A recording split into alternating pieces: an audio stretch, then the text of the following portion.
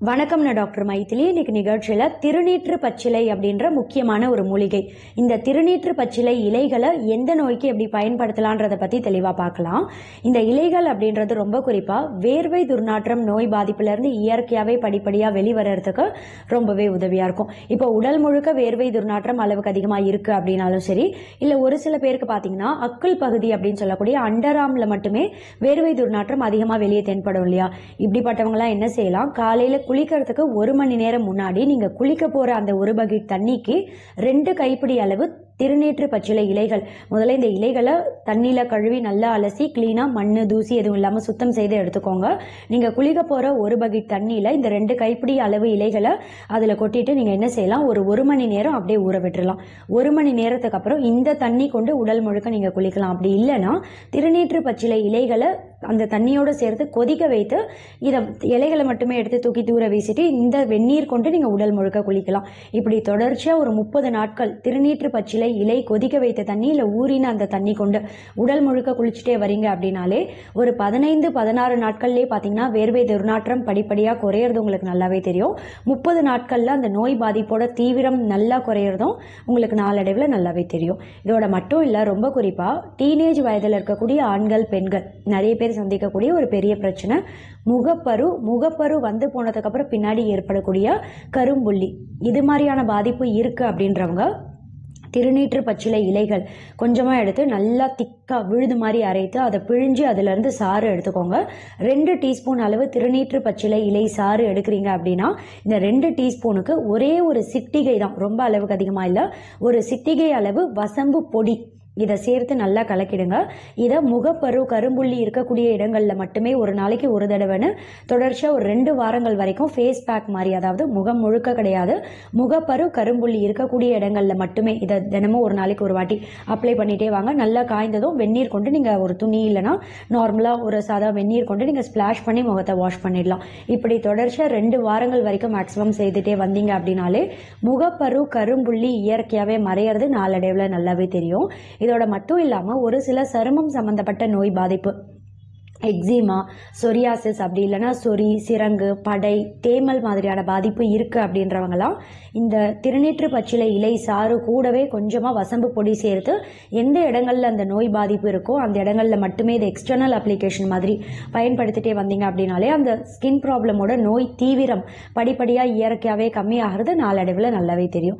இதோட மட்டும் இல்ல, ரொம்ப குறிப்பா பாத்தீங்கன்னா தலைவலியை இயற்கையாவே கம்மி பண்ணிடும். இப்ப சாதாரணமா மன அழுத்தம் இல்ல கோபம் அதிகமா வரவங்களுக்கு தலைவலி அதிகமா ஏற்படும் இல்லையா? அப்படியும் இல்லைன்னா ஒற்றை தலைவலி அப்படின்னு சொல்லக்கூடிய மைக்ரைன் நோய் பாதிப்பு, ஒரு புறமா தலைவலி அளவுக்கு அதிகமா ஏற்படும், த்ராபிங் டைப் ஆஃப் பெயினா இருக்கும் தலைவலி அப்படின்றது. அதுவும் இல்லை அப்படின்னும் போது ஒரு சில பேருக்கு பாத்தீங்கன்னா சைனசைட்டிஸ் நோய் பாதிப்பு இல்ல அலர்ஜிக் ரைனைட்டிஸ்னால தலைவலி கூடவே தலை பாரம் அதிகமா இருக்கும். இப்படி மைக்ரைன் பாதிப்பு, சைனசைட்டிஸ்னால வரக்கூடிய தலைவலி, அப்படி இல்லைன்னா சாதாரணமா ஏற்படக்கூடிய ஒரு டென்ஷனால வரக்கூடிய தலைவலியா இருந்தாலும் சரி, இந்த திருநீற்று பச்சிலை இலைகளை நல்லா திக்கா கொஞ்சம் கொஞ்சமா தண்ணி சேர்த்து நல்லா திக்கா அரைத்து விழுது மாதிரி பேஸ்ட் மாதிரி எடுத்து தலையில இங்க இருந்து இது வரைக்கும் பற்று மாதிரி போட்டுட்டே வரலாம். நெற்றியில பட்டு போடுவாங்க இல்லையா, அதே மாதிரி தொடர்ச்சியா ஒரு நாளைக்கு ஒரு தடவைன்னு 10 நாட்கள் திருநீற்று பச்சிலை இலை கொண்டு நெற்றியில பற்று மாதிரி போட்டுட்டே வந்தீங்க அப்படின்னும் போது நாளடைவில் படிப்படியா தலைவலி குறையிறது உங்களுக்கு ஒரு 2-3 நாட்கள்லயே தலைவலி கம்மியாகிறது உங்களுக்கு நல்லாவே தெரியும். மைக்ரைன் பாதிப்பு இருக்கு இல்ல சைனசைட்டிஸ் நோய் பாதிப்புனால தலைவலி அப்படின்னும் போது வாரத்துக்கு ஒரு 3 தடவை அப்படின்னு தொடர்ச்சியா ஒரு 2 மாசங்கள் வரைக்கும் திருநீற்று பச்சிலை இலை கொண்டு நெற்றியில பற்று மாதிரி போட்டுட்டே வந்தீங்க அப்படின்னாலே படிப்படியா அந்த தலைவலி கூடவே தலை பாரம் குறையிறதும் உங்களுக்கு நல்லாவே தெரியும். இதோட மட்டும் இல்ல, ரொம்ப குறிப்பா பாத்தீங்கன்னா ஒரு சிலருக்கு கண்கள்ல கட்டி வரும் இல்லையா, கண்களுக்கு உள்புறம் இல்ல கண்களுக்கு சைட்ல மேலெல்லாம் கட்டி, உடல் உஷ்ணம் அதிகமான காரணத்தினால கண் கட்டி ஏற்படக்கூடிய வாய்ப்பு உண்டு. இப்படிப்பட்டவங்களை என்ன செய்யலாம்னு கேட்டீங்கன்னா இந்த திருநீற்று பச்சிலை இலைகளை மட்டுமே கொஞ்சம் கொஞ்சமா தண்ணி சேர்த்து நல்லா அரைத்து திக்கா விழுது மாதிரி எடுத்துக்கோங்க. தண்ணி மாதிரி கிடையாது, நல்லா திக்கா பேஸ்ட் மாதிரி விழுது மாதிரி எடுத்துக்கோங்க. கண்களை மூடிட்டு கண்களுக்கு மேல சுற்றி பற்று மாதிரி அப்ளை பண்ணலாம். கண்களுக்கு மேல எக்ஸ்டர்னல் அப்ளிகேஷன் தான் நான் சொல்கிறேன். கண்களுக்கு உள்ளே நீங்கள் போடக்கூடாது. கண்களுக்கு மேலே இது எக்ஸ்டர்னல் அப்ளிகேஷன் மாதிரி தொடர்ச்சியாக ஒரு நாளைக்கு ஒரு தடவைன்னு ஒரு 5 நாட்கள் வரைக்கும் மேக்ஸிமம், 3லேருந்து மினிமம் 5 நாட்கள் வரைக்கும் மேக்ஸிமம் இது எக்ஸ்டர்னல் அப்ளிகேஷன் பயன்படுத்தினீங்க அப்படின்னாலே படிப்படியாக கண் கட்டி குறையிறது உங்களுக்கு நாளடைவில் நல்லாவே தெரியும். இதோட மட்டும் இல்லாமல் ஒரு சிலருக்கு பார்த்தீங்கன்னா வாந்தி அதிகமாக எடுப்பாங்க. அப்படி இல்லைன்னா நிறைய பேர் பார்த்தா வாந்தி எடுக்க மாட்டாங்க, ஆனால் குமட்டல் உணர்வு அளவுக்கு அதிகமாக இருக்கும் இல்லையா? இப்படிப்பட்டவங்களாம் திருநீற்று பச்சிலை இலைகளை மட்டுமே நல்லா அரைத்து இதோட சாறு ஒரு 10 மில்லி எடுக்கிறீங்க அப்படின்னா கூடவே சம அளவில் 10 மில்லி தண்ணி சேர்த்து நல்லா கலக்கிட்டு 20 மில்லி காலை உணவுக்கு 30 நிமிஷம் முன்னாடி குடிச்சிடணும்.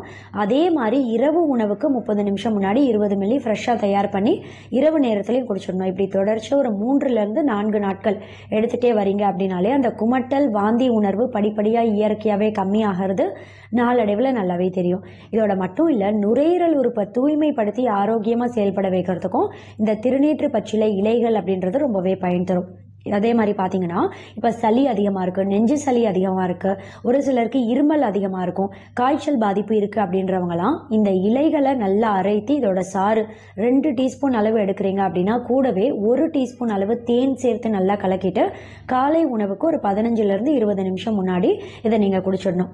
அதே மாதிரி இரவு நேரத்தில் ஃப்ரெஷ்ஷாக தயார் பண்ணி இரவு உணவுக்கு ஒரு 15 நிமிஷம் முன்னாடி இதை குடிச்சிடணும். இப்படி தொடர்ச்சியாக செய்துட்டே வந்தீங்கன்னா 5 இல்லை 6 நாட்கள்லேயே பார்த்தீங்கன்னா நுரையீரல் உறுப்பும் வலுவடையுது, ஆரோக்கியமாக செயல்பட வைக்கிறதுக்கும் உதவியாக இருக்கும். சளி இருக்குது, இருமல் இருக்குது, ரொம்ப குறிப்பாக வறட்டு இருமல் இருக்குது அப்படின்னா அந்த நோய் பாதிப்போட தீவிரத்தை படிப்படியாக கம்மி பண்ணுறதுக்கும் இந்த இலைகளில் இருக்கக்கூடிய முக்கியமான வேதிப்பொருட்கள் அப்படின்றது ரொம்பவே உதவியாக இருக்கும்.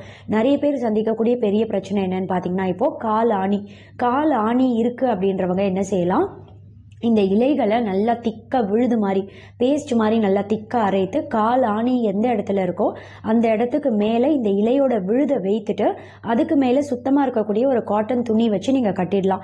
நாட் கட்டும்போது ரொம்ப இறுக்கமாக கட்டாமல் லேசாக கட்டிடுங்க. இப்படி ஒரு 15லேருந்து 20 நிமிஷம் ஒரு நாளைக்கு ஒரு தடவை இந்த இலையை உங்கள் கால் ஆணி எங்கே இருக்கோ அதுக்கு மேலே வைத்துட்டு ஒரு துணி வச்சு கட்டிடுங்க. ஒரு 15-20 நிமிஷத்துக்கு அப்புறம் இந்த நாட் கட்டிட்டு அந்த விழுதை நீங்கள் எடுத்து தூக்கி தூர வீசிடலாம். இப்படி தொடர்ச்சியாக ஒரு 30 நாட்கள் செய்துட்டே வந்தீங்க அப்படின்னாலே கால் ஆணி பாதிப்புல இருந்து இயற்கையாவே வெளிவரதுக்கு ரொம்பவே உதவியா இருக்கும். இந்த திருநீற்று பச்சிலை இலை பத்தி இவ்வளவு நேரம் பேசணும் இல்லையா? திருநீற்று பச்சிலை சப்ஜா சீட் அப்படின்னு சொல்லக்கூடிய அந்த விதைகள் இருக்கு இல்லையா, அது இந்த திருநீற்று பச்சிலையோட விதைகள் தான். இந்த விதைகளை தான் சப்ஜா சீட், சப்ஜா விதைகள் அப்படின்னு சொல்லுவாங்க. இப்போ ஃபலூடா இல்லை மில்க் ஷேக் ஏதாவது கடைகளில் வாங்கி சாப்பிட்றீங்க அப்படின்னா அதில் சப்ஜா விதைன்னு ஒன்று கலக்கிறாங்க இல்லையா, இதுதான் பார்த்தீங்கன்னா இந்த திருநீற்று பச்சிலையோட விதைகள் அப்படின்றது. ரொம்ப குறிப்பாக இதுலேயும் ஏகப்பட்ட ஹெல்த் பெனிஃபிட் இருக்குது. அதுலேயும் மூலவியாதி இருக்குது, ரொம்ப குறிப்பாக ரத்தப்போக்கு அதிகமாக இருக்குது, ப்ளீடிங் பைல்ஸ் இருக்குது, இல்லை சாதாரணமாகவே ஒரு மலசிக்கல் நோய் பாதிப்பு இருக்குது, பெண்களுக்கு ரொம்ப குறிப்பாக வெள்ளைப்படுதல் பாதிப்பு இருக்குது, தலைமுடி உதிர்வு அளவுக்கு அதிகமாக இருக்குது, இல்லை ஸ்கின் நல்லா க்ளோ ஆகிறதுக்கு ட்ரை பண்ணுறீங்க அப்படின்னாலும் இந்த சப்ஜா சீடு நீங்கள் எடுத்துக்கலாம். சப்ஜா சீடு அப்படின்னு சொல்லக்கூடிய இந்த திருநீற்று பச்சிலையோட விதைகள் ஒரு நாளைக்கு ஒருத்தர் எவ்வளோ அளவு எடுக்கலாம், எந்த நேரம் சாப்பிட்லான்றதை பற்றி ஏற்கனவே ஒரு நிகழ்ச்சியில் சொல்லியிருக்கேன். வீடியோ வேணுன்றவங்களுக்கு டிஸ்கிரிப்ஷனில் லிங்க் தரேன், பார்த்து தெரிஞ்சுக்கோங்க. தேங்க்யூ.